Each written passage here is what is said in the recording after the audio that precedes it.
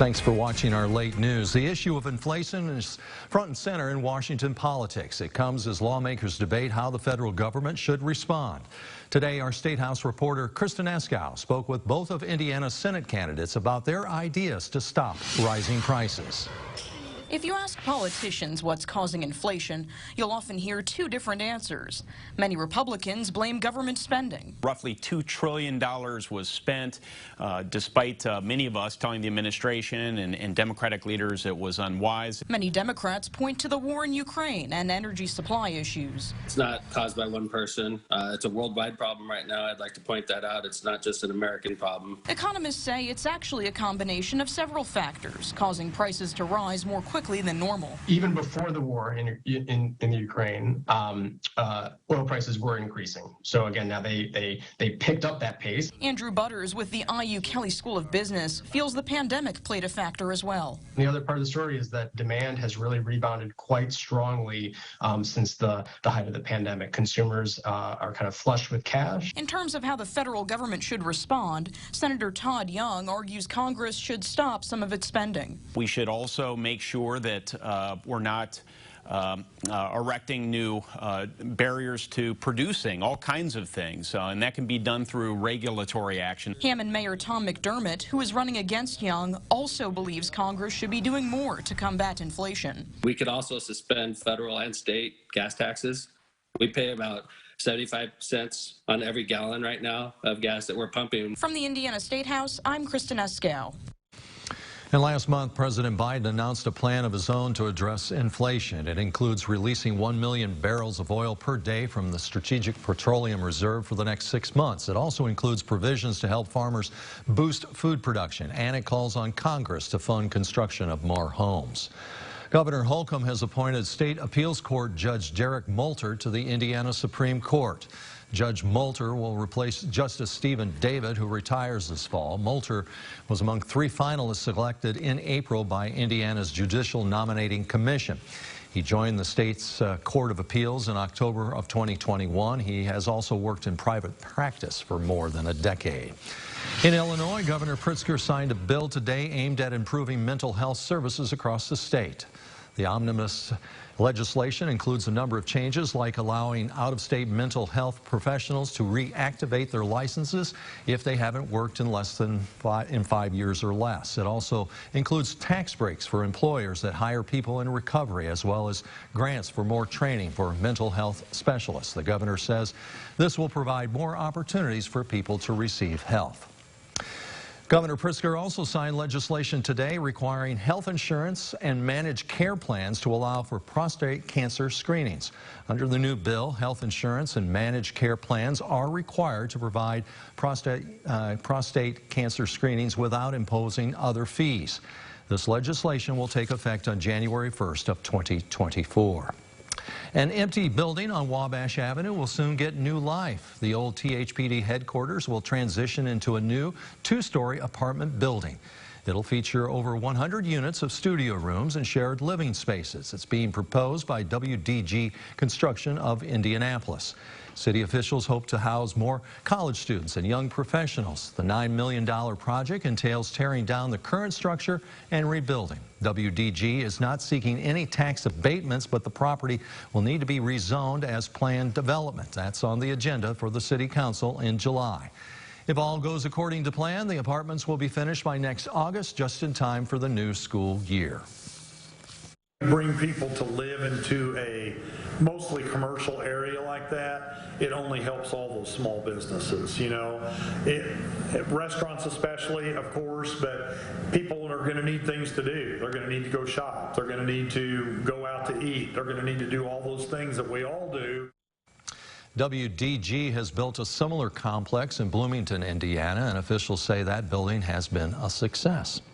Well, if you're walking down Main Street in Vincennes, you may notice something new. It's a statue of legendary comedian Red Skelton. Terry Craig was at the statue's unveiling and is here to tell us more about Red's humble beginnings and his rise to fame. Terry. A young paperboy trying to make a living turned global comedian. And for Red Skelton, that story begins down in Vincennes. It's his hometown, and where would it be more appropriate than in his hometown? And Red would be proud. He would be very happy. A statue depicts a young paper boy, Red Skelton. While delivering papers, he ran into comedian Ed Wynn. Lothian Skelton, widow of Red, explains that day inspired a young Red.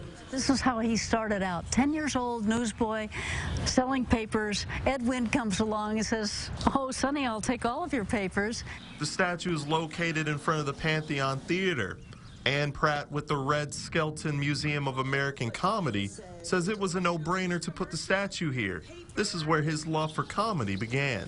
He always told a story of doing that when he was young and ultimately being inspired to go into show business right here in front of the Pantheon Theater by one of the stars of the shows here. So we thought it would be only fitting that we have a statue down here. This year will be the 17th annual Red Skelton Festival, which will return to Patrick Henry Square. Parades and other festivities will take place, all to honor the late comedian. It's a great way to honor Red Skelton. He is one of the greatest comedians of all time, just so beloved, especially for his clean comedy. And this is just really a way to carry on his legacy of laughter, just for many generations. As the Vincennes community celebrates Red, Lothian Skelton shares her favorite memory of her late husband. He would say the word good, and he would spell it out, G-O-O-D. And he would say, strike out an O, and now you found him. Can't get better than that. The Red Skelton Festival tomorrow will begin at 10 a.m. All right. Thanks a lot, Terry, for that report. And as he just said, the 17th annual Red Skelton Festival is happening tomorrow and Sunday. That's going on in downtown Vincennes at Patrick Henry Square, located on Main Street. The parade starts at 5:30 tomorrow with a show to follow at 7:30. You can find even more information about the festival on our website, mywabashvalley.com. And if you're interested in arts and crafts, the Clay City Pottery Festival is happening this weekend as well. That's going on tomorrow from 9 a.m. until 6 p.m. at the Clay City Pottery. That's located at 510 East 14th Street. Organizers say there will be pottery demos, that is, tours, vendors, and food trucks. Summer is in full swing, and that means before long, it will be fair season.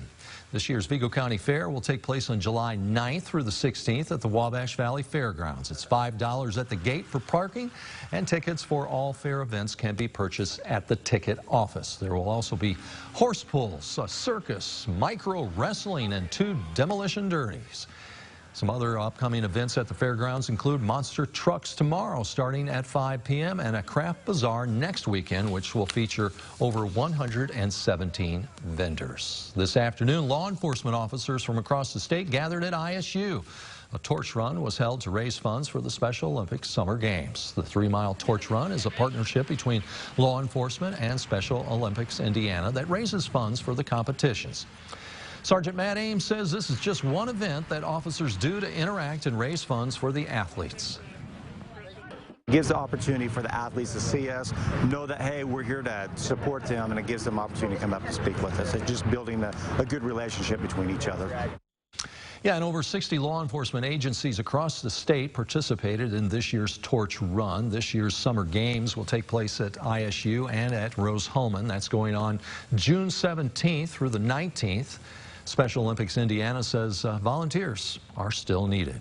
A sea of Jeeps and a ton of pink shirts results in a big donation toward a good cause. This morning, the Wabash Valley Jeep Junkies presented a check of over $85,000 to Pink of Terre Haute.